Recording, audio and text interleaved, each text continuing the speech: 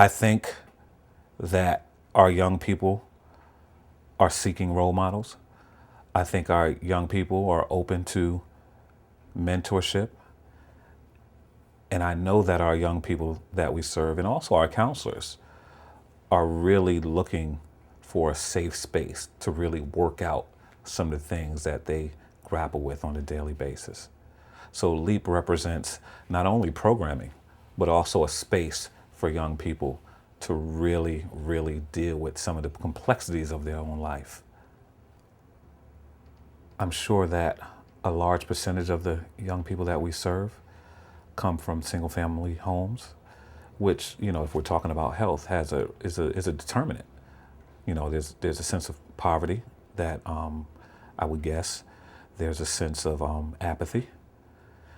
If you look at some of the neighborhoods in New Haven, they are some saturated with those elements that I just talked about, and also, a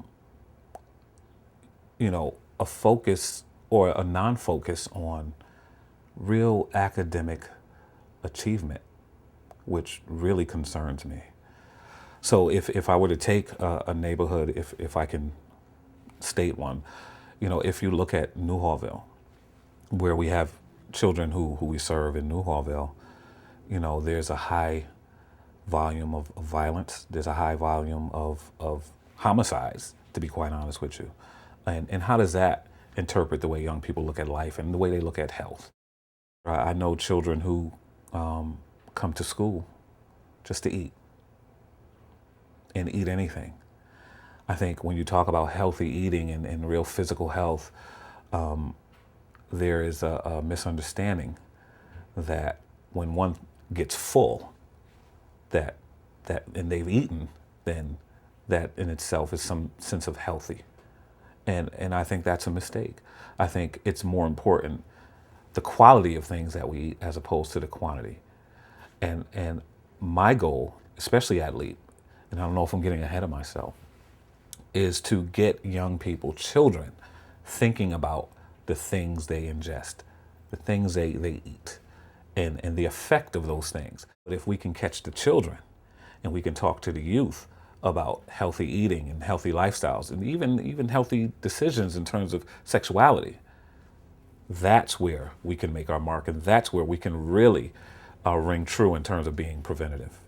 My vision of a healthier New Haven first starts with the inner city, looking at the level of juvenile diabetes, looking at the level of diabetes in itself, looking at high blood pressure, strokes, and those things that are confounding the inner city community, especially the African American community.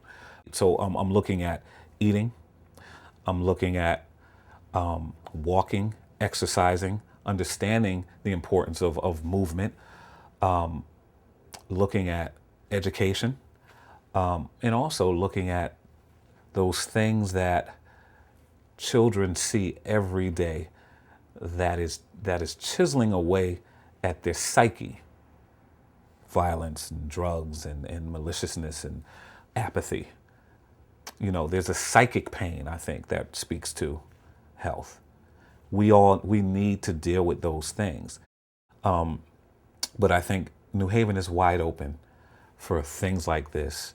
And I think New Haven is poised and primed for this type of change and these types of discussions, especially around health.